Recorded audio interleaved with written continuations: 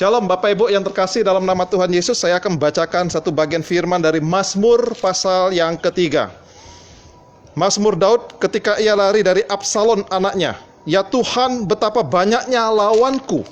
Banyak orang yang bangkit menyerang aku. Banyak orang yang berkata tentang aku. Baginya tidak ada pertolongan daripada Allah. Tetapi Engkau Tuhan adalah perisai yang melindungi aku. Engkaulah kemuliaanku dan yang mengangkat kepalaku. Bapak Ibu yang terkasih dalam nama Tuhan Yesus, seperti Raja Daud, biarlah di dalam kondisi terjepit sekalipun, percayalah bahwa Tuhan adalah perisai yang senantiasa akan melindungi setiap kita, termasuk di dalam kondisi seperti ini. Mari Bapak Ibu, kita dapat beribadah pagi ini dengan penuh sukacita. Mari kita menghadap Tuhan, memuji dan memuliakan nama Tuhan, dan biarlah firman-Nya memberkati setiap kita. Amin.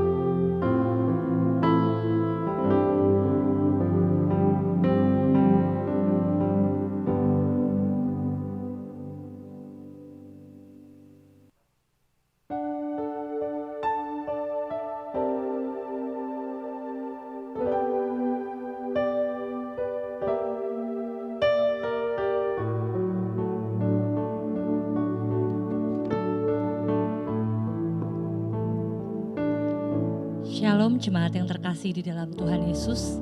Mari kita bersama-sama mempersiapkan hati dan pikiran kita untuk memasuki ibadah pada pagi hari ini. Saya undang setiap kita untuk bangkit berdiri dan mengambil waktu teduh.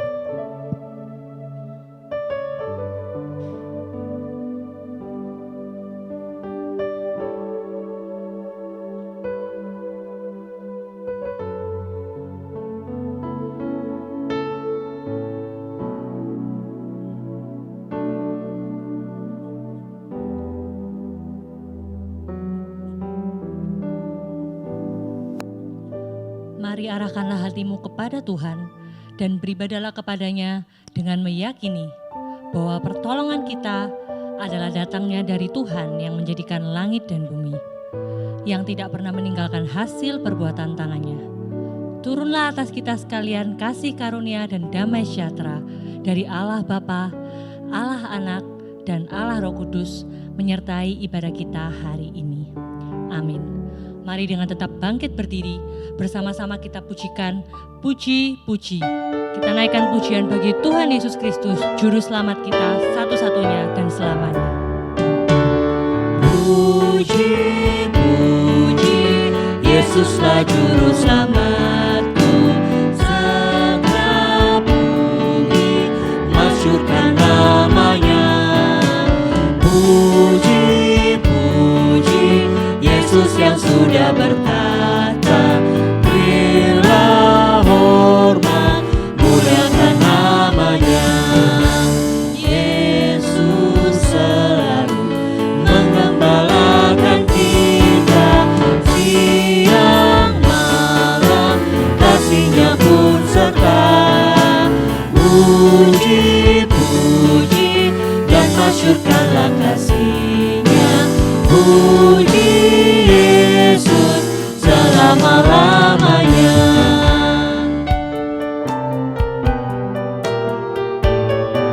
Baiknya yang kedua.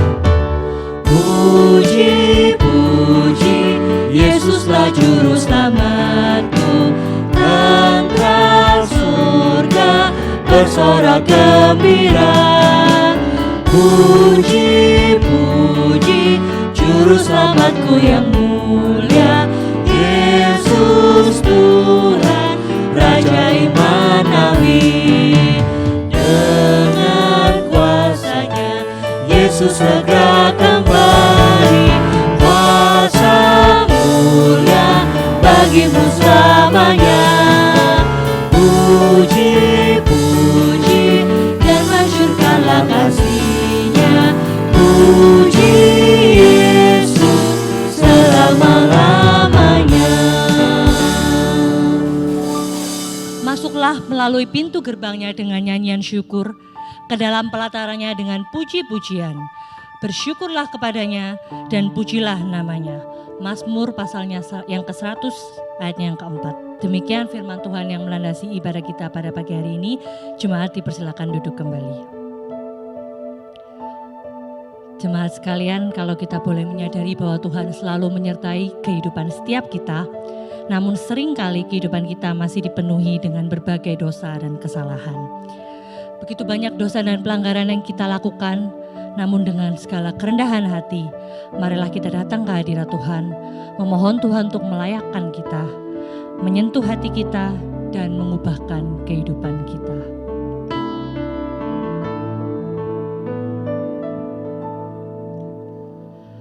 Bapa,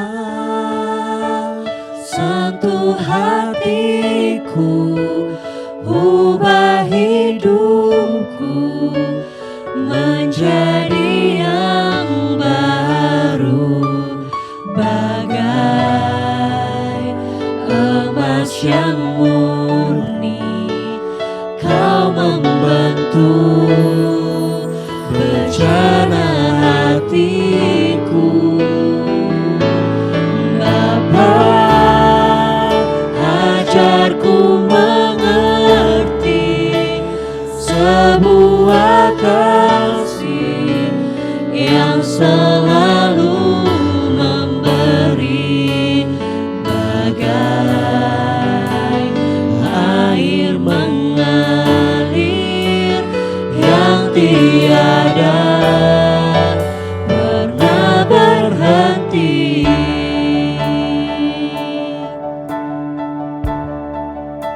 Betapa aku mencintai segala yang telah terjadi. Tak pernah sendiri jalani hidup ini, selalu menyertai. Betapa aku menyadari di dalam hidupku ini,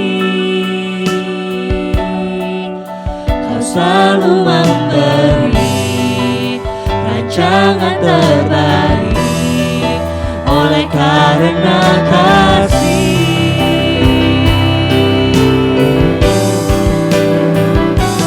Bapa, sentuh hatiku, ubah hidupku menjadi yang baru, bagai emas yang murni.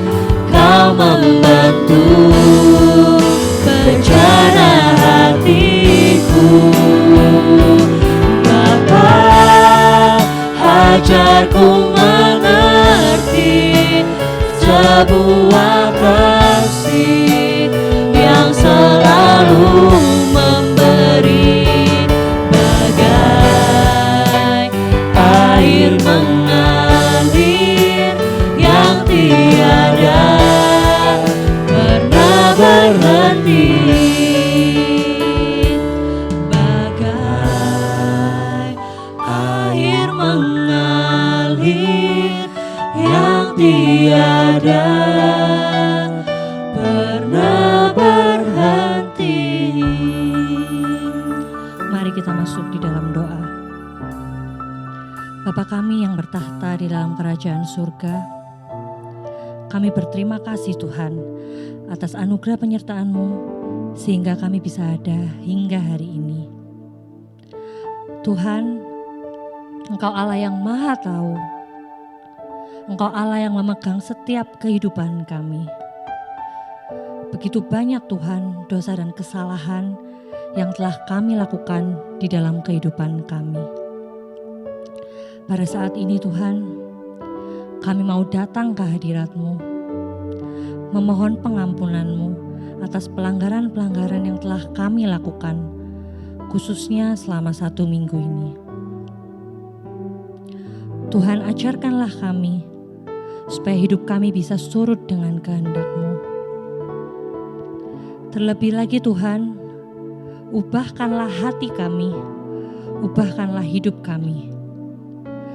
Kami sadar Tuhan, bahwa kami tidak akan bisa melakukannya sendiri. Tuhan yang akan mengajar kami Tuhan, bimbing setiap kami, supaya bisa memiliki hati kasih, untuk bisa menjadi pribadi yang menyenangkan hati Tuhan melalui kehidupan kami, supaya hidup kami menjadi persembahan yang kudus di hadapan-Mu. Layakkanlah kami Tuhan untuk bisa masuk ke hadirat-Mu, untuk memuji dan memuliakan nama-Mu. Terima kasih Tuhan atas berkat-Mu di dalam kehidupan setiap kami. Di dalam nama-Mu kami berdoa dan mengucap syukur. Amin. Jemaat sekalian, saya undang untuk bangkit berdiri. Kita akan mendengarkan berita anugerah yang terambil dari Roma, pasalnya yang keempat, ayatnya yang ke-7 hingga yang ke-8. Berbahagialah orang-orang yang diampuni pelanggaran-pelanggarannya dan yang ditutupi dosa-dosanya. Berbahagialah manusia yang kesalahannya tidak diperhitungkan Tuhan kepadanya. Amin. Kita akan bersama membaca petunjuk hidup baru, terambil dari Kolose pasalnya yang kedua ayatnya yang ke-7. Kita akan baca bersama sebanyak 2 kali, dimulai dari ayat Alkitabnya terlebih dahulu. Kolose 2 ayat 7. Hendaklah kamu berakar di dalam Dia dan dibangun di atas Dia. Hendaklah kamu bertambah teguh dalam iman yang telah diajarkan kepadamu dan hendaklah hatimu melimpah dengan syukur. Kolose 2 ayat 7. Hendaklah kamu berakar di dalam Dia dan dibangun di atas Dia. Hendaklah kamu bertambah teguh dalam iman yang telah diajarkan kepadamu dan hendaklah hatimu melimpah dengan syukur. Bapak Ibu yang terkasih di dalam Tuhan, sepanjang kehidupan kita dipenuhi oleh berbagai tantangan dan badai kehidupan. Seringkali mungkin badai tersebut membuat kita menjadi lemah, membuat kita kehilangan kekuatan, membuat kita kehilangan harapan. Hidup kita memang tidak pernah bisa lepas dari berbagai tantangan dan cobaan, tapi kita percaya kita bisa memilih untuk berjalan bersama Tuhan. Dia yang akan memberikan kita kekuatan, Dia akan memberikan kita semangat dan harapan. Biarlah di tengah-tengah badai kehidupan kita, hati kita tetap dipenuhi sukacita dari surga.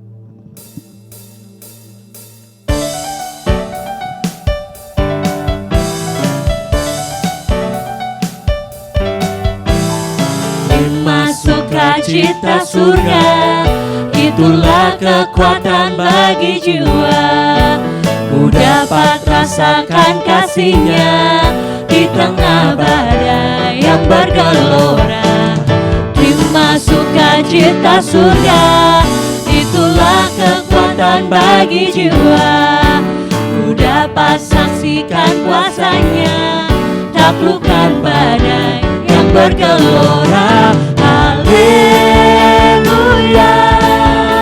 Kau ada dalam hatiku, takkan patah semangatku, takkan hilang kekuatanku.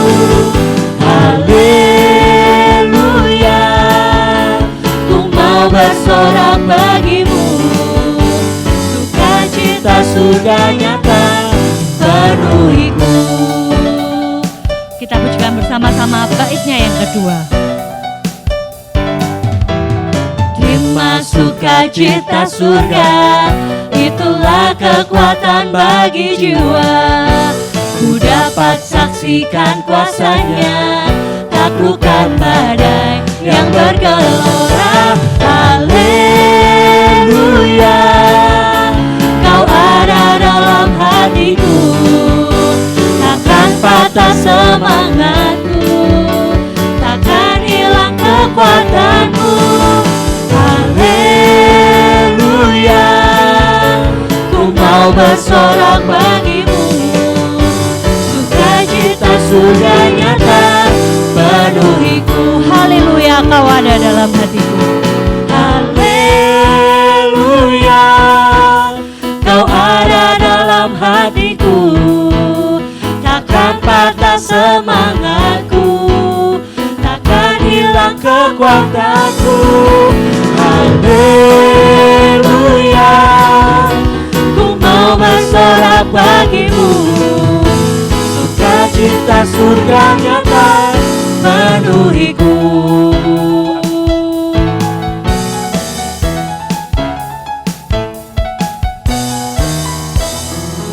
Mari jemaat sambil tetap bangkit berdiri, kita akan mengikrarkan pengakuan iman rasuli. Pengakuan iman rasuli.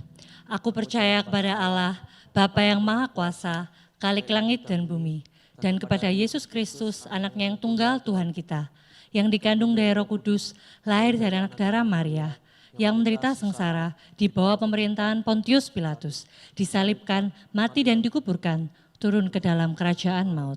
Pada hari yang ketiga, bangkit pula dari antara orang mati, naik ke surga, duduk di sebelah kanan Allah, Bapa yang Maha Kuasa, dan dari sana ia akan datang untuk menghakimi orang yang hidup dan yang mati.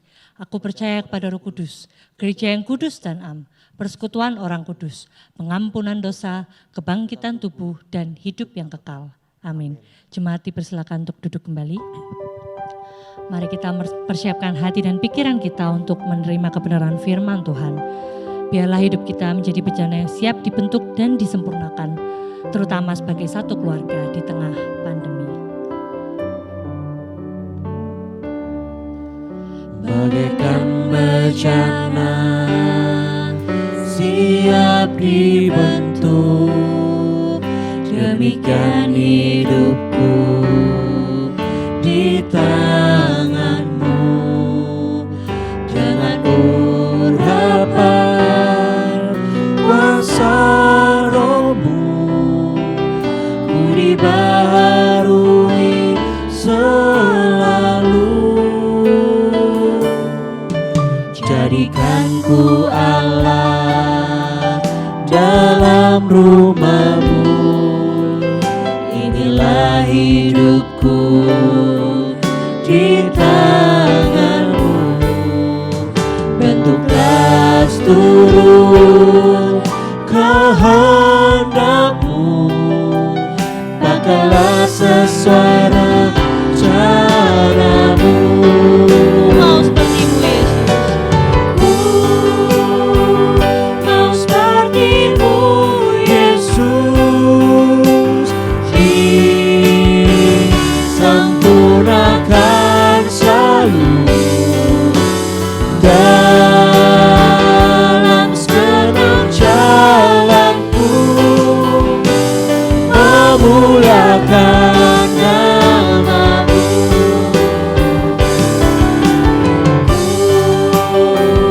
Mau seperti-Mu Yesus, disempurnakan selalu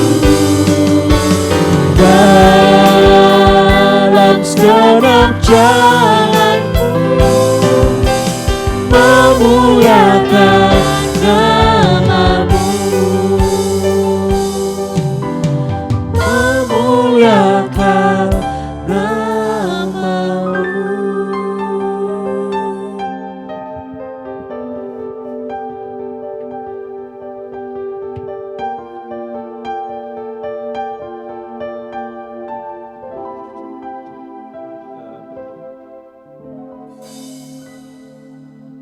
Bapa di dalam surga, kami memuji Engkau. Kami mengucap syukur atas segala kebaikan dan kasih rahmat Tuhan di dalam kehidupan kami. Kalau pada hari ini kami masih boleh beribadah, kami naikkan segala hormat hanya bagi Engkau ya Tuhan, yang tetap setia di tengah kehidupan kami yang seringkali melupakan dan mengabaikan Engkau ya Tuhan. Firman-Mu yang akan kami dengarkan pada hari ini, Kiranya menolong kami kembali untuk kembali ke pelukan Engkau ya Tuhan. Kembali mengkalibrasi hati kami untuk dekat dan mencintai mengasihi Tuhan. Pakailah hamba-Mu dalam segala keterbatasannya supaya Tuhan pakai bibir mulutnya dan jagai hati, pikiran, motivasinya supaya apa yang disampaikan seturut dengan kehendak-Mu dan sesuai dengan kebenaran firman-Mu ya Tuhan. Ini doa kami berdoa mengucap syukur di dalam nama Yesus Tuhan kami. Amin. Salam sejahtera bagi kita sekalian, jemaat GKT Pondok Indah. Kita patut bersyukur pada Tuhan karena walaupun dalam kondisi yang sulit sekalipun, namun firman-Nya tidak terbatas bagi kita untuk bisa kita pelajari bersama-sama dan bahkan juga menuntun kita dalam kehidupan ini. Mari kita langsung saja membuka Alkitab kita dari kitab Yesaya pasalnya yang ke-6. Yesaya pasalnya yang ke-6, kita akan membaca, walaupun nanti kita akan melihat semua bagian ini, tapi kita akan membaca hingga ayatnya yang ke-6 saja. Ya, saya akan bacakan bagi Bapak, Ibu, dan Saudara sekalian. Demikianlah firman Tuhan. Dalam tahun matinya Raja Uzia, aku melihat Tuhan duduk di atas tahta yang tinggi dan menjulang, dan ujung jubahnya memenuhi bait suci. Para serafim berdiri di sebelah atasnya, masing-masing mempunyai 6 sayap. 2 sayap dipakai untuk menutupi muka mereka, 2 sayap dipakai untuk menutupi kaki mereka, 2 sayap dipakai untuk melayang-layang. Dan mereka berseru seorang kepada seorang, katanya, Kudus, kudus, kuduslah Tuhan semesta alam, seluruh bumi penuh kemuliaannya. Maka bergoyanglah alas ambang pintu disebabkan suara orang yang berseru itu, dan rumah itu pun penuhlah dengan asap. Lalu kataku, celakalah aku binasa. Sebab aku ini seorang yang najis bibir dan aku tinggal di tengah-tengah bangsa yang najis bibir. Namun mataku telah melihat sang raja yakni Tuhan semesta alam. Tetapi seorang daripada serafim itu terbang mendapatkan aku, di tangannya ada bara yang diambilnya dengan sepit dari atas mezbah. Ia menyentuhkannya kepada mulutku serta berkata, lihat, ini telah menyentuh bibirmu, maka kesalahanmu telah dihapus dan dosamu telah diampuni. Ya, demikian firman Tuhan. Kita berbahagia kalau kita menjadi pelaku firman di dalam kehidupan kita sehari-hari. Nah, Bapak Ibu Saudara sekalian, kondisi ini sulit sekali. Ya, dampak dari pandemi COVID-19 ini tidak hanya mengganggu stabilitas ekonomi kita, tidak hanya mengganggu, bahkan menggoncang kondisi seluruh dunia, dan tak terkecuali juga kondisi ini mengganggu stabilitas keluarga kita. Ya, kita lihat di berita ada banyak sekali informasi dari survei-survei yang diajukan bahwa ketika pandemi COVID-19 ini terjadi, tingkat perceraian semakin tinggi Bapak Ibu sekalian. Dan ini bukan hal yang isapan jempol belaka. Artinya siapapun dan apapun yang sedang kita hadapi hari ini, keluarga mengalami sebuah goncangan, mengalami sebuah pergumulan. Dan kita sebagai orang-orang yang mengasihi Tuhan tentu harus menemukan apa yang sebenarnya menjadi maksud Tuhan di dalam semua goncangan kehidupan ini. Maka kita akan belajar dari kitab Yesaya ini yang kita tadi sudah baca, dan saya akan coba mundur sejenak untuk melihat latar belakang konteksnya. Nah, Nabi Yesaya adalah nabi yang seringkali dikutip di dalam Perjanjian Baru, lebih dari 411 kali. Tidak hanya itu, kitab ini juga kuat sekali dengan universalisme, yaitu tentang kehidupan firman Tuhan yang untuk dunia, tetapi memang disampaikan secara lokal bagi bangsa Israel pada saat itu. Tetapi yang menariknya adalah majas dan genre kitab ini itu sifatnya futuristik. Ya, dalam bahasa lainnya apokaliptik. Ada hal-hal yang tersembunyi yang kemudian tergenapi di dalam Perjanjian Baru. Maka Nabi Yesaya adalah nabi yang paling sering sekali mengutip tentang bagaimana Kristus Tuhan kita yang akan datang, lahir, bahkan mati di atas kayu salib pada waktu Nabi Yesaya ini dipanggil oleh Tuhan. Tapi yang lebih menarik adalah I.J. Young mengatakan di dalam sebuah komentarnya, dari semua nabi Israel, Yesaya paling memahami pikiran Allah. Dan rencananya pada masanya dalam pengertian rohani ia tidak tertandingi di seluruh perjanjian lama. Jadi kalau kita membaca kitab Yesaya ini, saya bukan ngomong kitab yang lain itu tidak penting, tetapi pada waktu kita melihat kitab Yesaya ini, kita akan melihat sebuah cakrawala berpikir teologi yang dimana doktrin iman Kristen ditaruh di sana, yang tidak hanya sekedar klaim-klaim pada waktu Kristus datang, tetapi bisa dirujuk mundur ke belakang ketika semua hal dinubuatkan. Hampir 312 nubuatan tentang Kristus, dan lebih dari 30-40% dituliskan di dalam kitab Yesaya ini. Jadi Bapak Ibu yang dikasih oleh Tuhan, kita akan melihat bagaimana sebenarnya Yesaya ini dipanggil pertama kali menjadi nabi, dicatat di dalam Yesaya pasal yang ke-6 ini. Mari kita melihat Alkitab kita dan memperhatikan natsnya. Pasal 6 ayat yang ke-1 dikatakan demikian. Sebelum kemudian Yesaya dipanggil oleh Tuhan, ada sebuah latar belakang. Sejarah mengatakan dalam tahun matinya Raja Uzia, aku melihat Tuhan duduk di atas tahta yang tinggi dan menjulang dan ujung jubahnya memenuhi bait suci. Bagian ini menjadi penting karena pada waktu Nabi Yesaya dipanggil oleh Tuhan ada goncangan yang terjadi di bangsa ini. Dan bukan main-main, goncangannya adalah sang pemimpin, seorang raja itu kemudian dipanggil pulang oleh Tuhan. Dan kalau Bapak Ibu sekali memperhatikan siapakah Raja Uzia, ini adalah raja yang berprestasi. Mungkin kalau hari ini dia ada punya banyak sekali penghargaan di dalam segala bidang di dalam bangsa ini. Dia raja yang berprestasi, bahkan di awal pelayanannya raja ini mengembalikan seluruh bangsa Israel untuk kembali kepada Yehova. Tetapi di akhir hidupnya justru Raja Uzia ini ironis sekali, mati 56 tahun karena kusta, karena dia kemudian menjadi bebal. Tapi bukan hanya itu. Nabi Yesaya pada saat itu sangat dekat dengan Raja Uzia ini. Dan serta-merta pada saat Raja Uzia ini mati, ini menjadi sebuah bentuk penekanan. Yaitu ada kata melihat yang dipakai di sana 2 kali. Yaitu ketika dia melihat Raja Uzia itu mati, di sanalah dia melihat Yehova. Artinya Tuhan memang mengizinkan bangsa ini mengalami keterpurukan ketika raja yang berprestasi itu kemudian harus meninggalkan dunia ini. Dan saya bisa membayangkan apa yang terjadi pada kondisi bangsa ini. Karena pada saat yang sama bangsa Asyur sedang bersiap-siap menyerang bangsa Israel. Dan pada saat yang sama, tidak ada pemimpin di bangsa ini. Dan saya bisa membayangkan pada saat itu terjadi, mungkin kita bisa bayangkan harga dolar meroket, harga BBM tiba-tiba tinggi sekali. Perpolitikan menjadi goncang, di mana-mana ada demonstrasi. Persis bukan seperti yang kita alami pada saat ini, di mana-mana ada banyak goncangan-goncangan. Dan justru pada saat goncangan itu terjadi, Nabi Yesaya dipanggil oleh Tuhan untuk melayani. Jadi saya teramat yakin dan percaya bahwa tidak ada satu hal pun yang terjadi dalam dunia ini tanpa lepas dari kontrol dan kuasa Tuhan. Jadi Bapak Ibu Saudara sekalian yang menonton video ini, hari ini kita harus memikirkan ulang apakah sesungguhnya goncangan yang terjadi dalam kehidupan rumah tangga Anda, di dalam pekerjaan Anda masih punya satu keyakinan bahwa Tuhan pasti punya maksud.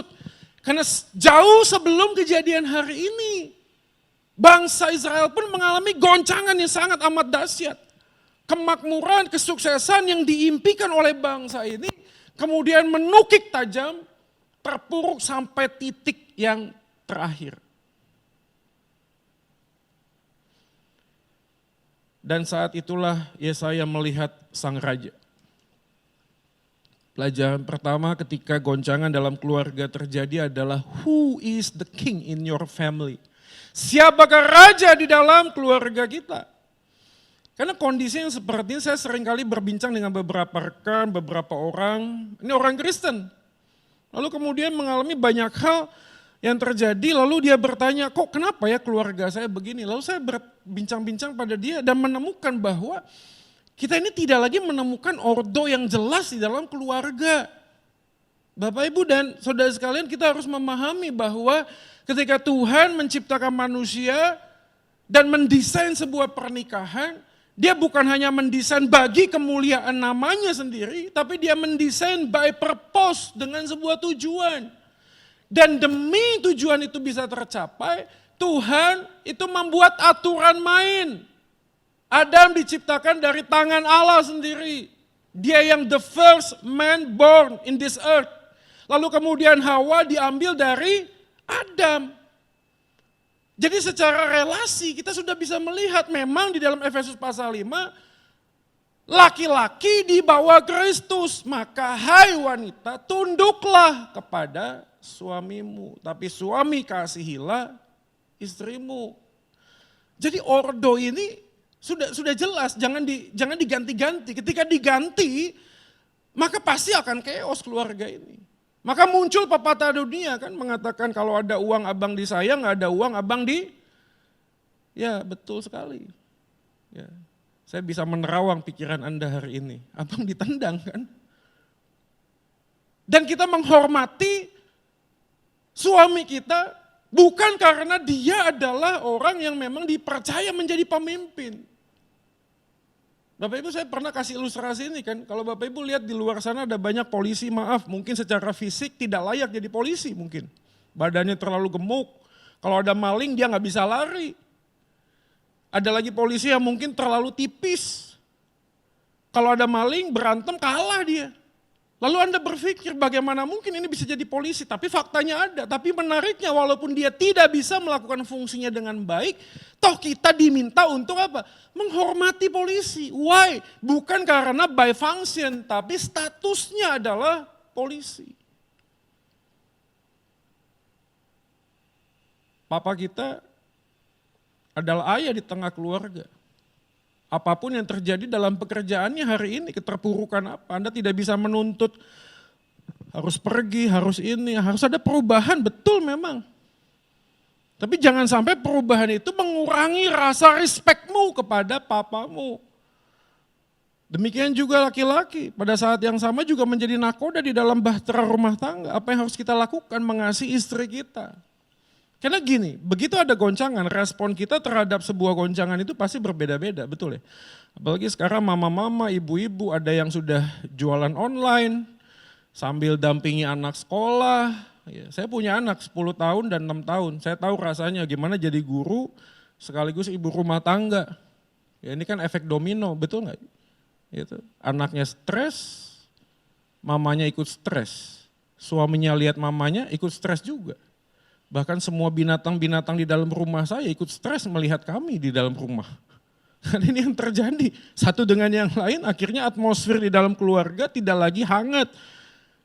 Tapi bukan cuma dingin, anak-anak yang pria kemudian ngapain? Masuk kamar, ngapain? Belajar, taunya ngapain? Main games kok. Kenapa? Karena malas ketemu papa mama, ngobrol dikit berantem kok. Ngobrol dikit berantem, ngapain konflik terus, udah deh tutup pintu aja di dalam rumah dekat tapi tidak hadir. Apa yang menjadi masalah ini tadi, who is the king? Mana tadi? Siapa yang menjadi raja akan menunjukkan bagaimana kita merespon. Nah ini tadi udah muncul sedikit ya, nah ini Parasite ya, film Korea. Udah nonton ya. Kalau jemaat sini kayaknya nggak sempat nonton ya. Soalnya baca Alkitab, doa, puasa. Boleh lah nonton ya, ini film bagus lah. Ya, Parasite. Salah satu film Asia yang menembus internasional. Ya, kalau sedikit lihat ceritanya kan gitu ya. Jadi satu orang, keluarga miskin, lalu satu orang dapat kesempatan kerja di sebuah keluarga kaya kan gitu. Lalu kemudian semuanya dimasukin lalu mendapatkan keuntungan. Dan pada waktu film ini sudah disiarkan, Bong Joon-ho itu ditanya, kok bisa dapat ide film seperti itu, luar biasa. Lalu responnya adalah, it just happened very naturally because I'm based in Seoul. Itu hanya terjadi secara natural karena saya ada di kota besar Seoul dan saya mau menyampaikan sebuah kisah yang hadir dan ada di sekeliling saya. Bayangkan, di sekeliling saya. That's where the thought began, di sanalah saya mulai memikirkan, saya mau menggali lebih dalam apa yang terjadi di sekeliling. Ya kita bukan tinggal di Korea sih, tapi paling tidak kita bisa menjadi gambaran bahwa ada banyak hal yang terjadi di sekeliling kita yang jadi raja itu bukan Tuhan, tapi apa keuntungan pribadi kok, ego. Dan kita berpikir bagaimana caranya supaya aku senang, aku suka, aku sejahtera, aku aman. Dan semua hal ini dikejar bukan hanya di luar, tapi di dalam keluarga. Coba pikirkan kenapa sih kita selalu marah sama anak? Karena pada waktu anak meminta sesuatu kepada kita, Anda sedang pegang handphone. Dan pada waktu saya menikmati, saya sedang pegang handphone, please jangan ganggu saya, kan gitu. Maka ada banyak orang tua ngomong gini, daripada anak itu capek-capek main-main ke sana, main ke sini, kan ini anak kecil ya, bukan yang kuliah ya, anak kecil ya. Daripada pusing, udah deh kasih gadget aja, pasti diem. Dan entah dia udah nonton apa gitu loh, nggak tahu. Apa yang membuat trigger kita emosi di dalam hidup ini? Karena kesenangan kita terganggu. Kesenangan kita terganggu. Kenapa bapak-bapak hari ini stres? Karena apa yang ingin diraih dan dicapai tidak lagi bisa dilakukan. Saya tahu ini kondisi yang sangat sulit. Saya berbincang dengan banyak orang, saya melakukan konseling dengan banyak orang. Sulit. Harus jual ini untuk bisa menutupi cicilan yang sana. Kalau nggak dijual ya bunga berbunga. Pekerjaan betul-betul mandek, berhenti. Ya harus memikirkan konsep lain. Saya suatu kali di WA satu orang ibu, saya kaget juga. Dia tiba-tiba jualan sebuah makanan gitu loh. Kenapa saya kaget? Karena setahu saya ini keluarga mapan. Tapi mau nggak mau harus dilakukan. Dan saya mengapresiasi orang ini, kenapa? Karena dia berani menurunkan derajat lifestyle-nya. Mau nggak mau Pak. Saya kasih tahu kepada anak, beritahu ini waktu yang Tuhan memang izinkan untuk kita mengalami ini. Tapi ini bentuk jadi ujian kan buat kita. Apakah sebelum pandemi ini terjadi, ada sesuatu yang bercokol di dalam hati kita. Egoisme kita, sentralistik hidup kita. Apa yang aku ingin capai, apa yang aku ingin raih. Dan hari ini Tuhan izinkan supaya apa? Seperti Yesaya, aku melihat Tuhan semesta alam. Suatu kali Yesus pernah melakukan sebuah perjalanan dengan para murid. Markus 9, 33-34. Kemudian tibalah Yesus dan muridnya di Kapernaum. Ketika Yesus sudah di rumah, ia bertanya kepada muridnya, apa yang kamu perbincangkan tadi di tengah jalan? Tetapi mereka diam, sebab di tengah jalan tadi mereka mempertengkarkan siapa yang terbesar di antara mereka. Menarik sekali karena murid-murid Yesus pun mengalami hal yang sama. Pada waktu mereka dekat mengikut Yesus, tapi mereka tidak menjadikan Yesus sebagai raja mereka. Mereka memperbincangkan siapa yang terbesar. Bahkan di dalam kitab yang lainnya, di Lukas misalnya, ketika para murid diam dan Yesus bertanya, kata diamnya menunjukkan bahwa ini penting sekali. Bahkan Lukas 9:46 mencatat bahwa murid itu bertengkar. Bayangkan, 3 Injil mencatat kisah ini. Memberikan sebuah penekanan bahwa dulu pun para murid sedang melihat Yesus for the sake of himself, bukan untuk Tuhan, tapi untuk dirinya sendiri. Dia berpikir bagaimana saya bisa mendapatkan profit dari Yesus. Dan tentunya yang terjadi pada zaman kali ini. Berapa banyak pendeta dan gereja hari ini mengkhotbahkan teologi kemakmuran yang sebenarnya bukan Injil yang sejati. Mereka mendorong jemaatnya untuk mengejar apa yang bisa Tuhan Yesus berikan kepada dia, tapi melupakan pengorbanan Yesus di atas kayu salib dan tidak berani sangkal diri dan pikul salib. Dan ini terjadi pada para murid. Ketika Yesus bertanya apa yang kamu perbincangkan, mereka diam, artinya mereka tahu mereka itu bahwa ini pasti akan melukai hati Yesus. Tapi menarik, Markus mencatat sebuah kota yang tidak dicatat di tempat yang lain, yaitu Kapernaum. Dan yang menariknya adalah Kapernaum bukan kota sembarangan. Jalan utama di antara Damaskus, kota pelancong, bea cukai pajak, karavan berhenti di Kapernaum dan lain sebagainya. Dari informasi ini saya bisa membayangkan apa yang terjadi pada waktu para murid dan Yesus sedang berjalan melintasi Kapernaum. Anda bisa bayangkan, mungkin Petrus sedang melihat orang pakai sneaker baru.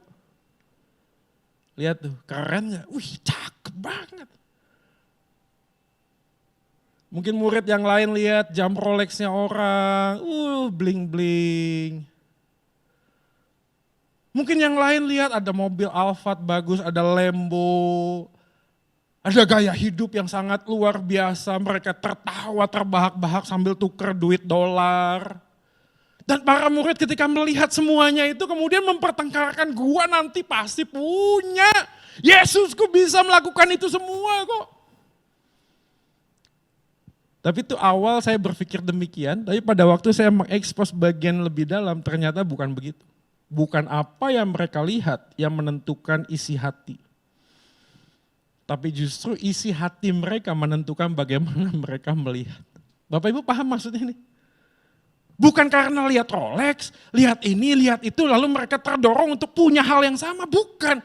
Tetapi pada saat mereka dipanggil oleh Tuhan, hati mereka pun sudah memendam sesuatu. Masih ingat ya Minggu Palma? Pada waktu Yesus akan masuk ke dalam kota Yerusalem. Hosana, Hosana, Hosana, kan begitu.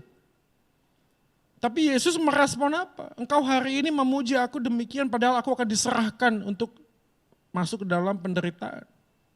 Dan pada waktu Yesus menderita, di manakah mereka yang berteriak Hosana? No, tidak ada satu orang pun. Di mana mereka yang mendapatkan mujizat? Hilang semuanya. Jadi para murid sebenarnya ketika melintas melihat sesuatu hanya mengkonfirmasi. Dan inikah yang terjadi dalam hidup kita, betul gak sih? Kita melihat keluarga yang lain. Kenapa keluarga yang lain itu anaknya punya iPhone Pro Max? Ya gua kagak. Masa papa begitu jahat gak kasih aku? Lihat dong itu saudara-saudara kita yang lain pergi jalan-jalan ke luar negeri. Masa kita cuma Malang, Batu, Malang, Batu, Malang, Batu. Jadi orang Malang saya, betul-betul Malang hidup saya.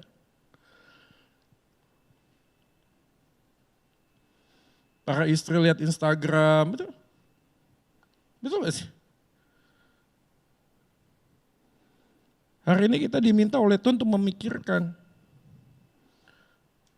bahwa ada korelasi yang sangat dalam dengan apa yang kita lihat. Hari ini apakah kita melihat seperti Yesaya melihat? Apakah goncangan, keterpurukan hidup, ini dunia loh ya. Dan kita nggak pernah tahu ini sampai kapan. Ya kita puji Tuhan sudah ada berita tentang vaksin mungkin udah mulai. Tapi para analis mengatakan berpuluh-puluh tahun kita mungkin akan hidup dengan new normal seperti ini.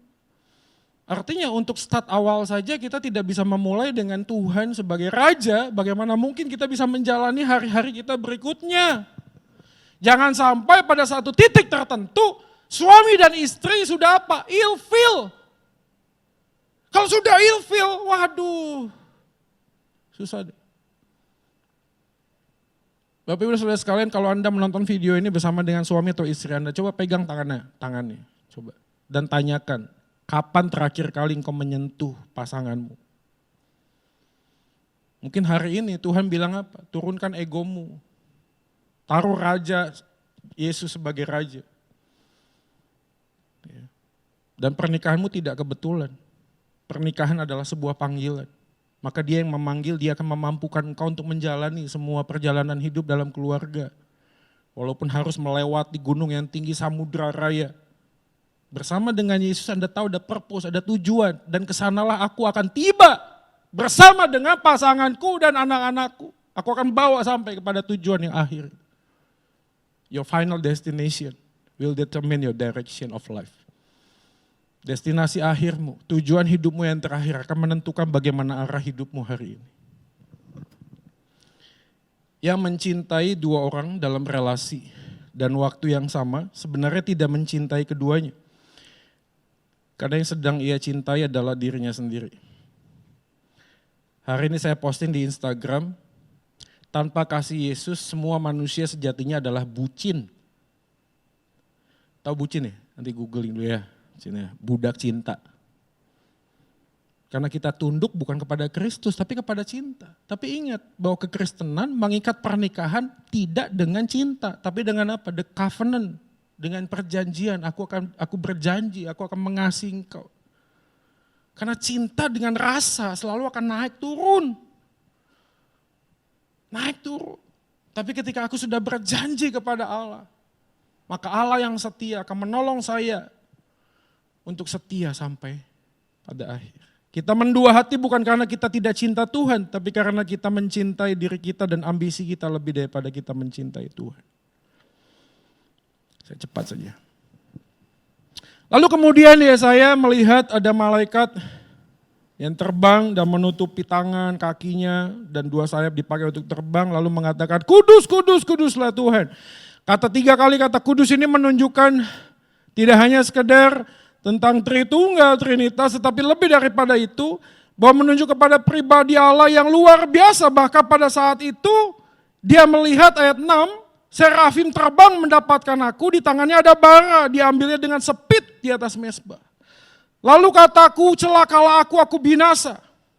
Apa maksud dari skenario kehidupan tulisan ini, scene ini, apa maksudnya? Bahwa sebelum Yesaya dipanggil untuk melayani, proses bagian ini adalah proses yang kita rujuk ke dalam perjanjian baru sebagai penebusan dosa. Bukan karena Yesaya menjadi baik, lalu Yesus, lalu Tuhan mau mengampuni dia, bukan. Tapi dia diampuni dosanya. Celakalah aku orang yang najis.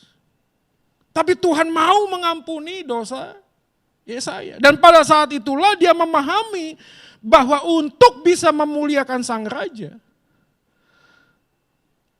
kita harus masuk di dalam penebusan Kristus. Pengampunan dosa memampukan kita untuk memahami bahwa kita dipanggil setelah kita ditebus oleh Kristus, maka pengampunan dosa menjadi dasar dan fokus hidup di dalam keluarga. Sebagaimana Yesus sudah mengampuni dosaku, maka aku belajar untuk mengampuni kesalahan istriku atau suamiku atau anak-anakku. Karena tidak ada dosa dan kesalahan yang terlalu besar. Bayangkan aku yang begitu najis yang mengulangi terus-menerus kesalahanku. Tuhan tidak pernah menendang aku, dia membuka pelukannya dan mengampuni dosaku. Bagaimana mungkin hari ini aku bersama dengan keluargaku tapi menyimpan dendam. Menyimpan dendam. Kalimat-kalimat yang tidak selesai di dalam keluarga, tahu? Sakit hati, masuk kamar, gak selesai. Apa yang terjadi? Udah deh, daripada diomongin, tuh jadi konflik lagi, disimpan. Suatu kali itu akan menjadi bom waktu yang meledak. Hari ini Bapak Ibu sekalian, mari kita ingat pengorbanan Kristus buat aku dan engkau. Dan itu yang memotivasi, mendasari kita untuk apa? Di tengah semua pergumulan di dalam keluarga, selama Yesus menjadi raja, maka kita tahu bagaimana menyenangkan sang raja, yaitu dengan cara menyenangkan hati istri dan anak-anakku, kan begitu? Alkitab mencatat bagaimana mungkin kau bisa mengasihi Allah yang tidak kelihatan, tapi kalau yang kelihatan saja engkau tidak bisa kasihi. Dan bukan hanya itu, ayat 9,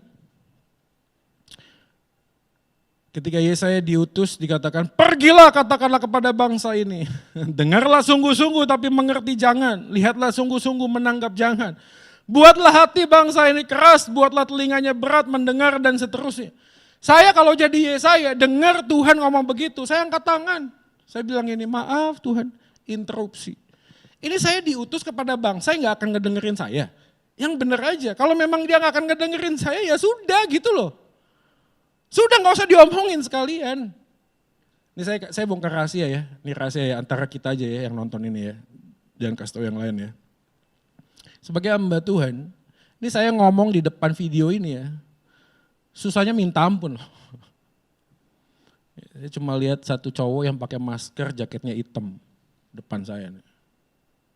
Ya, saya tahu dia ganteng sih.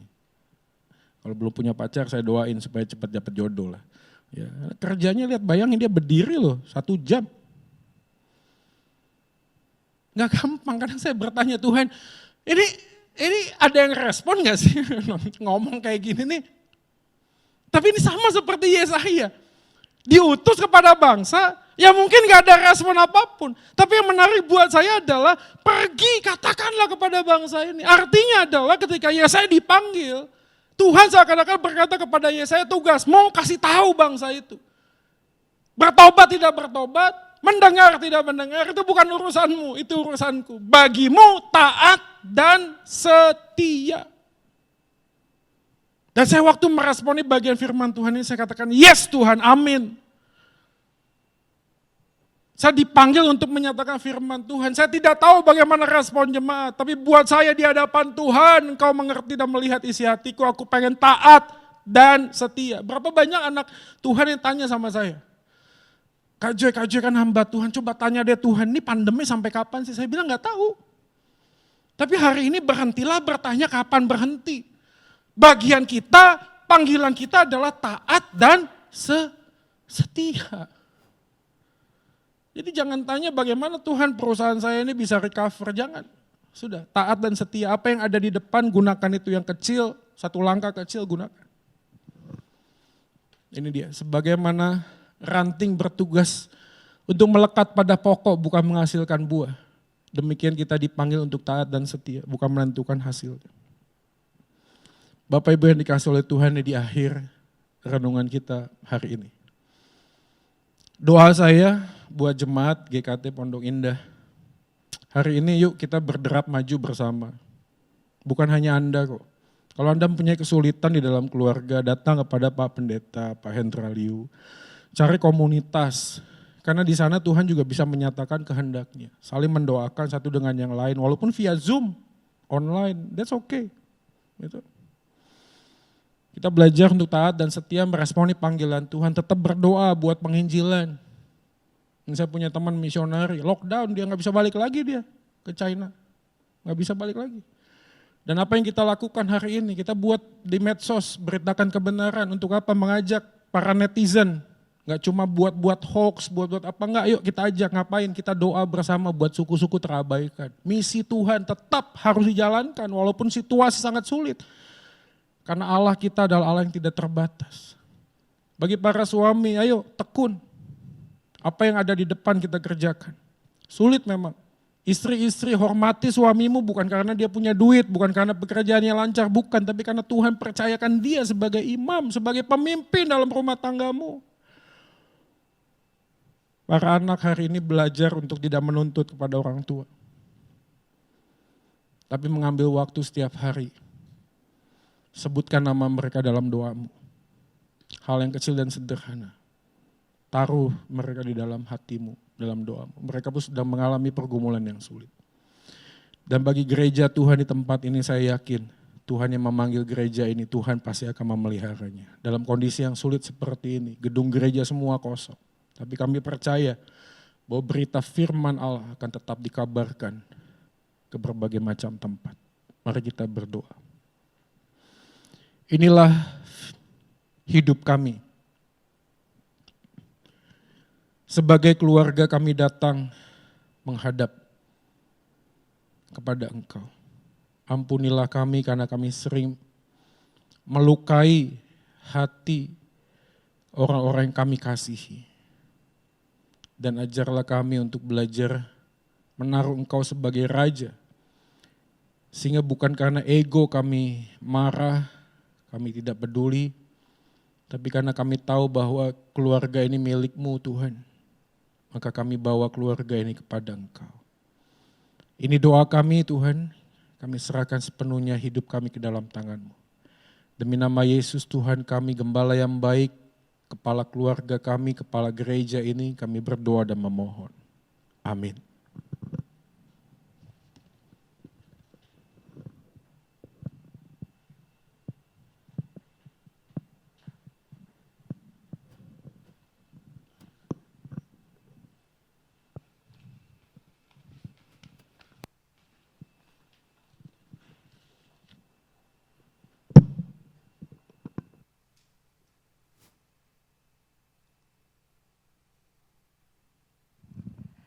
Ya, jemaat yang terkasih, mari pada saat ini kita akan membawa persembahan yang telah kita berikan di dalam doa.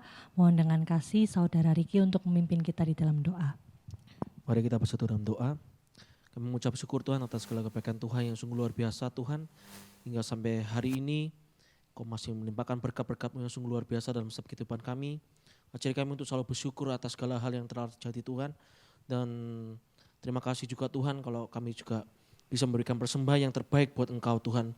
Biarlah persembahan ini bisa menjadi alat-Mu Tuhan, untuk menjadi alat penyebaran untuk gereja-Mu Tuhan, firman-firman-Mu Tuhan, dan biarlah persembahan ini bisa dipakai Tuhan, dan bisa menjadi berkat buat orang-orang di sekitar kami Tuhan. Terima kasih Tuhan, terima kasih. Dan mau memberkati juga untuk para majelis yang bisa mengatur Tuhan, untuk persembahan ini bisa benar-benar dipakai dengan sungguh-sungguh untuk kebaikan-Mu saja Tuhan. Terima kasih Tuhan, terima kasih. Inilah seruan dan doa kami berhalaskan di dalam nama-Mu. Haleluya, amin.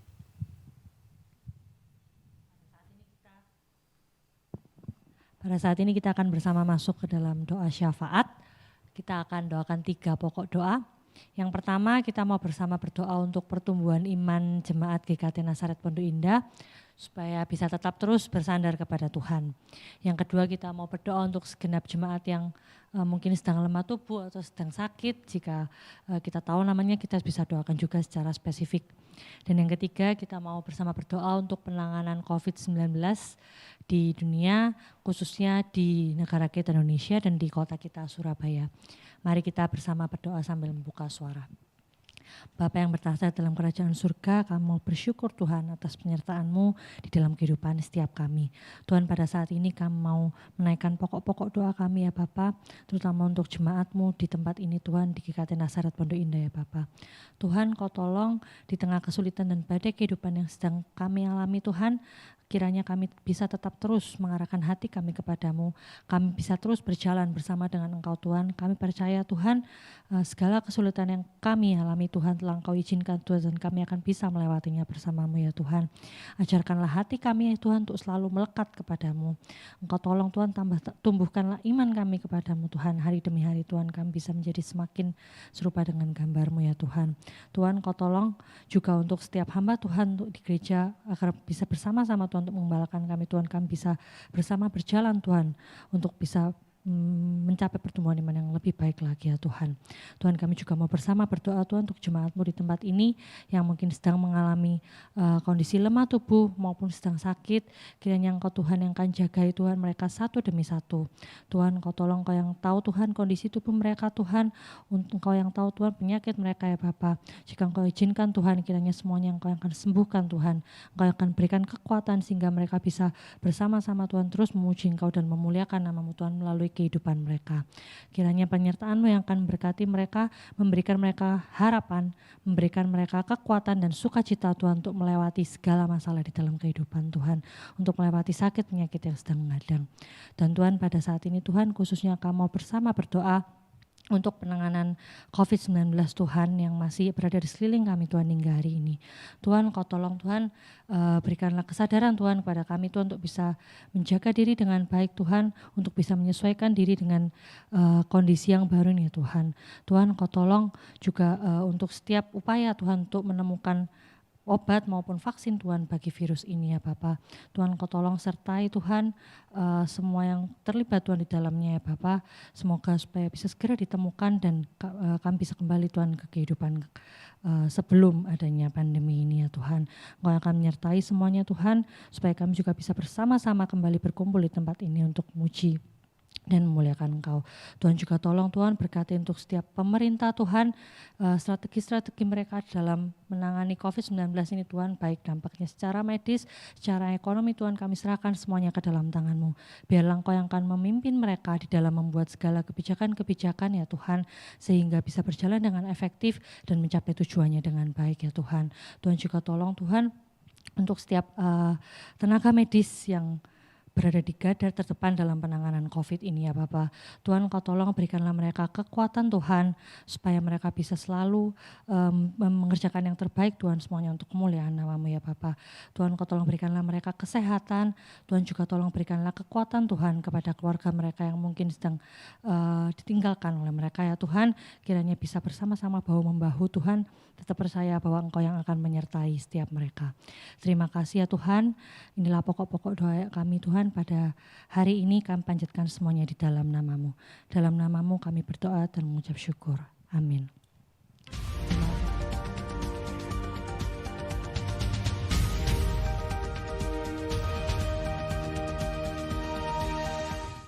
Shalom jemaat, bersama saya lagi di dalam Blessing News.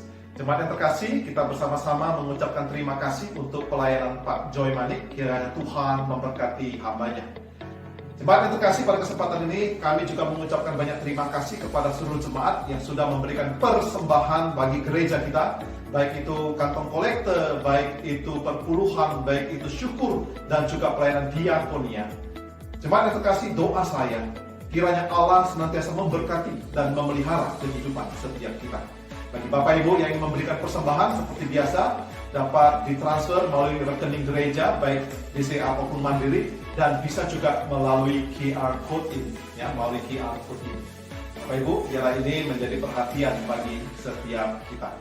Jemaat yang terkasih, seperti biasa, setiap hari Rabu kita bersama-sama bersekutu. Rabu ini kita akan bersekutu pada tanggal 26 Agustus 2020 pada pukul 7 malam. Biarlah setiap kita dapat bersama-sama bersekutu, di mana kita memuji dan memuliakan Tuhan, mendengarkan sharing yang dapat meneguhkan dan memberikan kekuatan, serta firman Tuhan yang senantiasa menghibur setiap kita, memberikan kekuatan di tengah-tengah kondisi seperti ini. Bapak Ibu yang terkasih, saya mengharapkan kita semua dapat mengikuti persekutuan doa pada Rabu ini lewat aplikasi Zoom. Kiranya kita dapat bersama-sama memuji dan memuliakan Tuhan. Ditunggu kehadirannya. Jemaat, kita juga bersyukur kalau pada tanggal 19 Agustus ada saudari kita Reni Nugraha, Tuhan tambahkan usianya 1 tahun. Kemudian pada tanggal 20 Agustus yaitu Bapak David Layantara, Tuhan juga tambahkan usianya 1 tahun. Demikian juga pada tanggal 21 Agustus ada saudara kita Ronald Santoso, Tuhan juga tambahkan usia 1 tahun. Selamat ulang tahun buat Bapak Ibu yang ditambahkan usia, kiranya Tuhan memberikan kekuatan selalu. Mari jemaat kita berdoa untuk ketiga saudara-saudari kita. Sekali lagi Bapak, kami bersuka cita dan bersyukur karena Tuhan baik dalam kehidupan kami, secara khusus bagi saudari kami Reni yang Tuhan tambahkan usianya pada tanggal 19, kemudian pada tanggal 20 Agustus kepada Bapak David, dan kemudian pada tanggal 21 bagi saudara kami Ronald. Kami berdoa menyerahkan anak-anakmu ini ke dalam tangan Tuhan. Pimpin, sertai, dan berkati hidup mereka. Tuhan berkati untuk studi dari saudari kami Reni. Berkati masa depannya, kami sungguh menyerahkan di dalam tangan-Mu. Berikan kekuatan dan kesehatan selalu, dan berkati keluarganya. Kami sungguh-sungguh menyerahkan anak-Mu di dalam tangan-Mu. Ya Tuhan, lindungi juga di masa-masa seperti ini. Berikan kesehatan. Kami juga berdoa menyerahkan untuk Pak David. Tuhan juga berikan kekuatan dan kesehatan bagi Pak David. Hamba berdoa menyerahkan Pak David di dalam tangan Tuhan. Biarlah ia semakin hari menjadi anak Tuhan yang baik, yang memuliakan nama Tuhan. Berkati kesehatan Pak David, kami sungguh-sungguh menyerahkan di dalam tangan Tuhan. Biarlah Tuhan selalu memberikan kekuatan dalam kehidupan Pak David. Berkati keluarga Pak David, kami juga menyerahkan di dalam pimpinan, pemeliharaan, dan pertolongan Tuhan. Lindungi juga di tengah-tengah kondisi seperti ini. Biarlah kasih setia Tuhan senantiasa boleh melimpah dalam kehidupan Pak David. Demikian juga untuk saudara kami Ronald. Kami juga berdoa menyerahkan dalam tangan Tuhan. Pimpin sertai dalam kehidupan saudara kami ini ya Tuhan. Berkati juga masa depannya, berkati kesehatannya, dan berkati juga untuk pekerjaannya. Kami sungguh-sungguh menyerahkan di dalam tangan Tuhan. Berkati keluarga dari saudara kami Ronald juga. Terima kasih Bapa, kami sungguh berdoa menyerahkan untuk ketiga jemaat kami ke dalam tangan Tuhan. Biarlah Tuhan senantiasa memberkati langkah mereka ke depan, biarlah mereka semakin menyenangkan hati-Mu dan memuliakan nama Tuhan. Terima kasih, kami berdoa, kami berserah untuk ketiga jemaat kami ini ke dalam tangan-Mu Tuhan, hanya di dalam nama Tuhan Yesus. Amin. Selamat ulang tahun untuk saudari kami Reni, dan juga selamat ulang tahun untuk Pak David dan saudara Ronald. Tuhan memberkati. Bapak Ibu yang terkasih, saya juga mengingatkan kembali, kita setiap pukul 9 malam berjumpa di dalam doa, kita bersekutu di dalam berdoa. Kiranya ini dapat menjadi perhatian kita. Pokok doa, doakan untuk gereja, doakan untuk bangsa negara, dan doakan juga untuk kota Surabaya. Terima kasih Bapak Ibu untuk perhatian kita. Kiranya Blessing News ini sungguh dapat menjadi perhatian kita, dan biarlah kita sungguh dapat memperhatikan setiap warta yang sudah disampaikan. Kiranya Tuhan memberkati kita semua. Amin. Jemaat saya undang untuk bangkit berdiri. Bersama-sama kita akan pujikan doksologi, kemudian doa berkat akan disampaikan oleh Pendeta Hendra, dan kita akan pujikan Amin.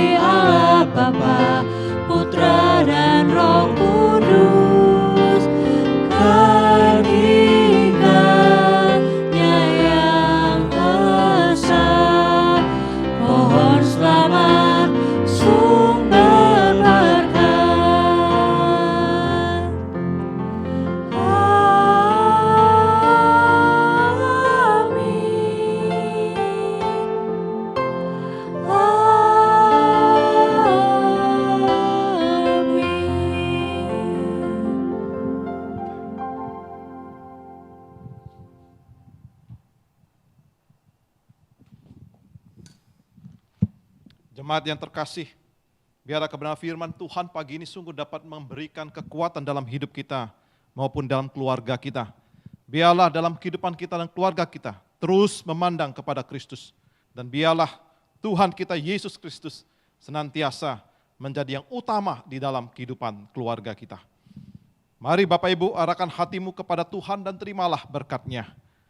Allah Bapa sumber berkat itu mengaruniakan damai sejahtera kepadamu di tengah-tengah kondisi pandemi ini. Biarlah Allah itu yang senantiasa menjagamu.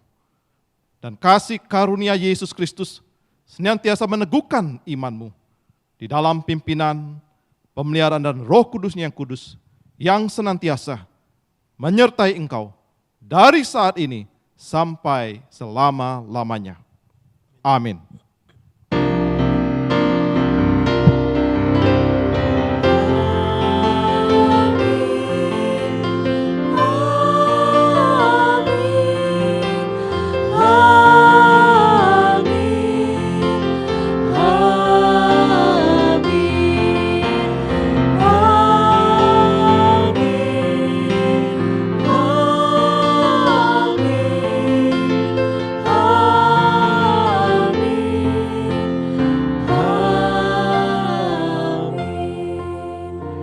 Jemaat dipersilakan untuk duduk dan mengambil saat teduh. Ibadah selesai, Tuhan Yesus memberkati.